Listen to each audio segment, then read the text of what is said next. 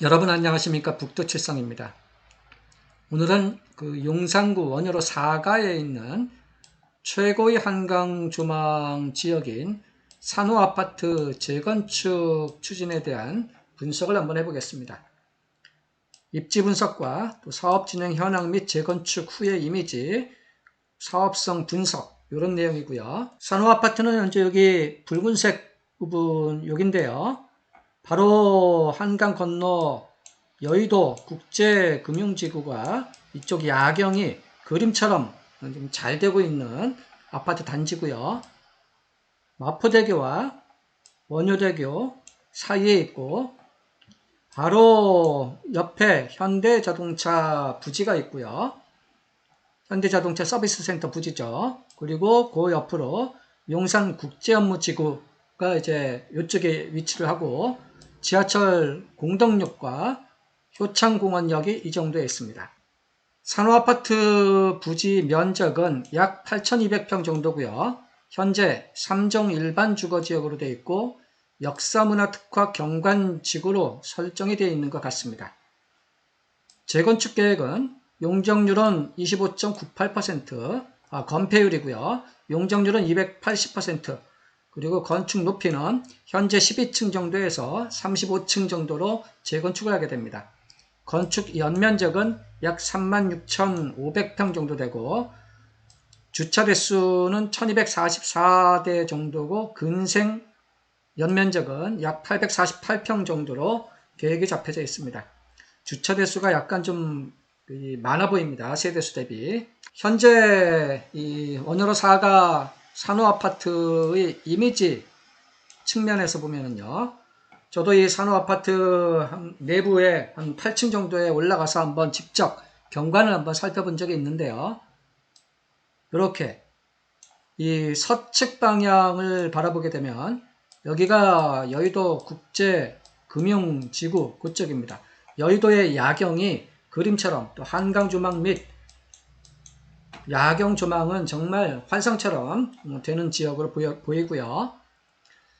그리고 북측 방향으로 마포구 쪽을 바라보면 이런 이제 아파트 단지들이 보이게 되고 동측 방향을 바라보게 되면 저 멀리 이제 남산까지도 조망이 되고 있습니다. 남측 방향은 이제 이렇게 보는 건데요.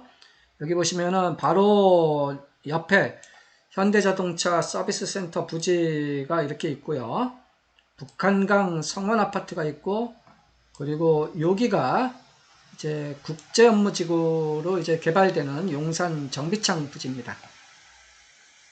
이 오른쪽에 이제 강변북로하고 바로 면해져 있고 마포대교라고 써져 있는데 마포대교가 아니라 원효대교죠 여기는. 그 다음 사업 진행 현황을 이제 한번 살펴보면요. 17년도 8월 달에 조합이 설립이 됐고 21년도 4월에 건축 심의를 이제 통과를 했습니다.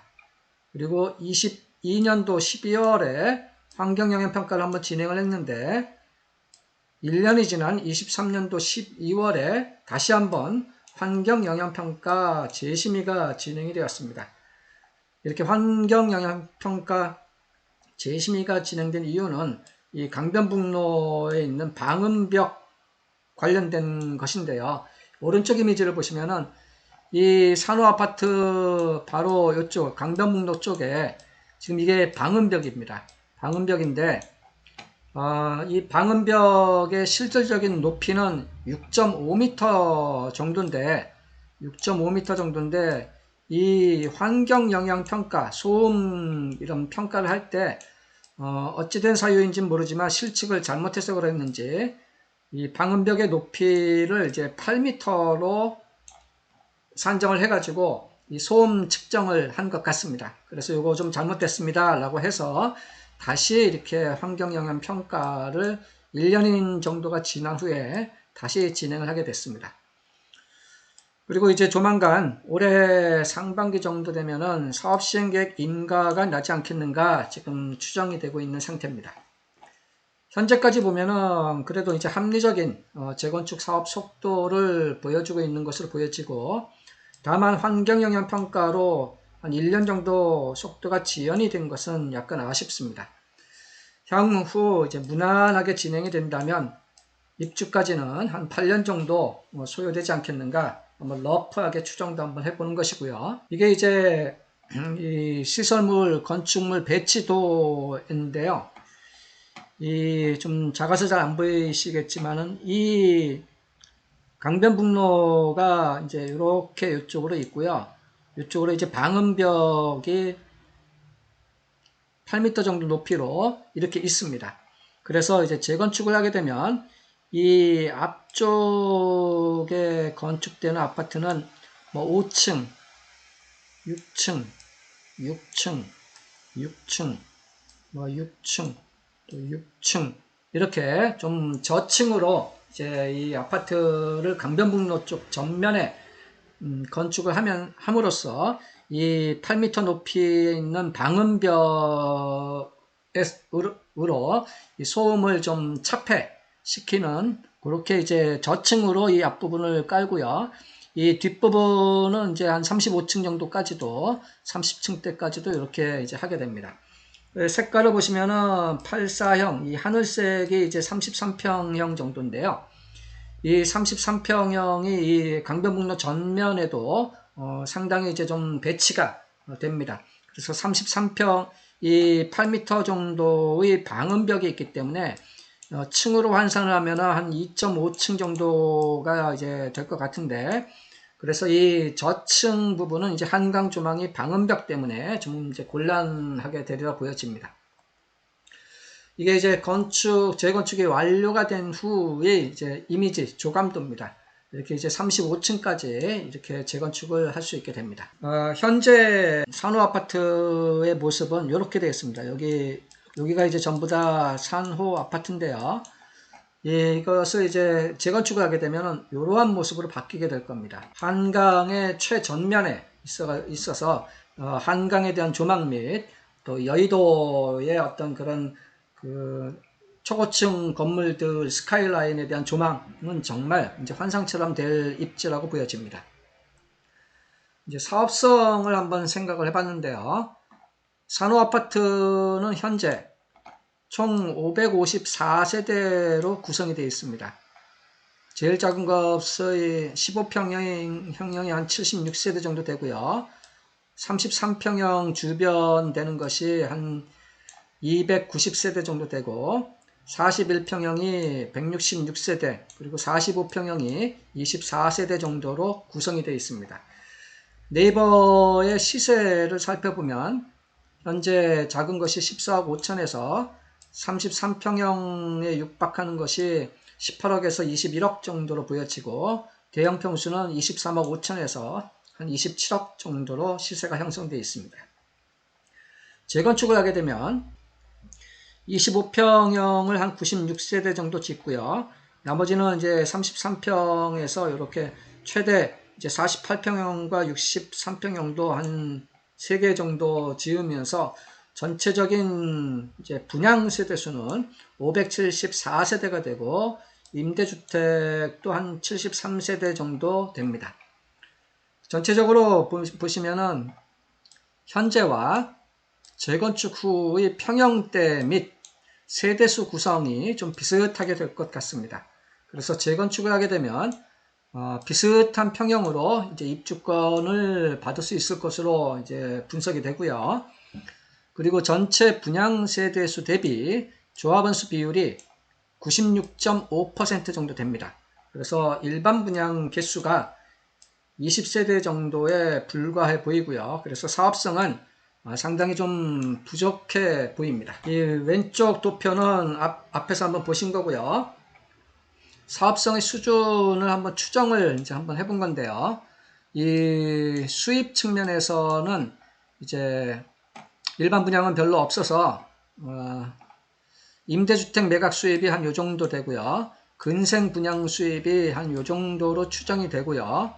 그리고 약간의 이제 아파트 일반 분양 수입도 아까 한 20세대 정도가 좀 남는다라고 말씀을 드렸는데, 20세대 정도가 이제 일반 분양 수입으로 좀 잡힐 수는 있을 것 같은데, 향후 이게 뭐 1+1을 또 가져갈 수 있는 조합원이 있을 수도 있고, 그래서 어떻게 될지 몰라서 그것은 한번 일단은 한번 생략을 해본 것이고요. 총 사업비는 약 한 5천억 원 정도로 한번 러프하게 추정을 한번 해봤습니다. 시공건축비가 건축 연면적이 36,000평 정도에서 요즘 시공건축비가 굉장히 많이 오르기 때문에 평당 한 800만원 그 정도 수준으로 가정을 해보면 시공건축비가 약 3천억 원에 육박할 것으로 예상이 되고요. 기타 설계, 용역, 제반 운영비 등을 한 2,100억 원 정도로 이제 한번 추정을 해보면은 총 사업비는 약 5천억 원 정도가 이제 될 수도 있을 것 같습니다. 그러면은 수입에서 이 사업비 이 간의 차이 금액이 약 한 4,200억, 뭐 4천억에서 한 4,200억 정도 될 것 같은데요. 그러면은 이 4천억 혹은 4,200억을 조합원 수 554명으로 단순하게 나눠보면은 조합원 한 명당 평균적으로 한 7억 6천만 원 정도가 분담금이 이제 나오지 않겠는가 한번 러프하게 추정을 해봤습니다. 그래서 만약에 현재 29평형 소유자가 29평형이 한 167세대 정도 되는데요. 이 소유자가 신축 84제곱미터를 받는다면 현재 시세 18억 원 정도의 분담금이 적어도 한 7억 6천만 원 정도 이 앞에 여기서 추정한 금액입니다. 더하면은 여기는 이제 약간 현재 29평형에서 33평형으로 이제 가는 것이기 때문에 실질적으로는 이 평균치보다는 약간 더 분담금이 이제 커질 수 있을 것 같은데, 그래서 제가 여기다 적어도라는 이제 표현을 한번 써봤는데, 어쨌든 이러한 29평에서 33평형으로 가게 되면 분담금 7억 6천을 더하면은 총투가 한 25억 6천만 원 정도 되지 않겠는가, 한번 이렇게 추정을 해봤습니다. 조합에서는 이제 또 어떻게 추정하고 있을지는 잘 모르겠습니다. 그래서 이러한 이제 분담금 수준을 좀 낮추기 위해서는 주차 대수 거기를 좀 약간 뭐 축소를 한다거나 어떻게 수입을 조금 더 올릴 수 있는 그런 것을 좀 고민을 해야 되지 않겠는가 생각합니다. 요약을 해보면요, 산호아파트만의 문제가 아니라 최근 시공건축비 급등 현상으로 조합원들의 분담금 수준이 매우 증가하는 상황입니다. 그래서 일부 핵심 입지 혹은 사업성이 훌륭한 지역이 아니면 분담금에 대한 조합원들의 부담 때문에 사업을 이제 원활하게 진척을 하는데 약간 곤란함이 발생할 수도 있을 것 같고요. 시공사들 입장에서도 돈이 될 만한 구역 위주의 선별적인 수주 활동이 이제 강해질 것입니다. 그리고 시공건축비가 상승을 하게 되면 일반 분양가격 상승에도 직접적인 영향을 미칠 것입니다. 아무리 허그 등을 통해서 분양가격을 조절하고 싶다 하더라도 이 시공건축비 원가 자체가 상승을 하게 되면 일반 분양가격도 이제 따라서 올라가게 될 것입니다. 이러한 상황으로 인해서 이제 신축 아파트 공급량의 어떤 지속적인 감소가 우려되고 있습니다.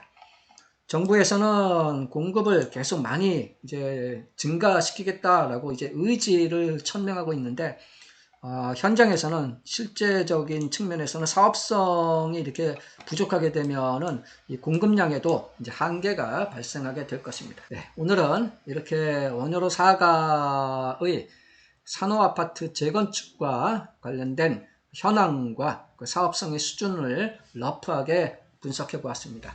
이상 부동산 재테크 고급 정보를 얘기해주는 북두칠성이었습니다. 감사합니다.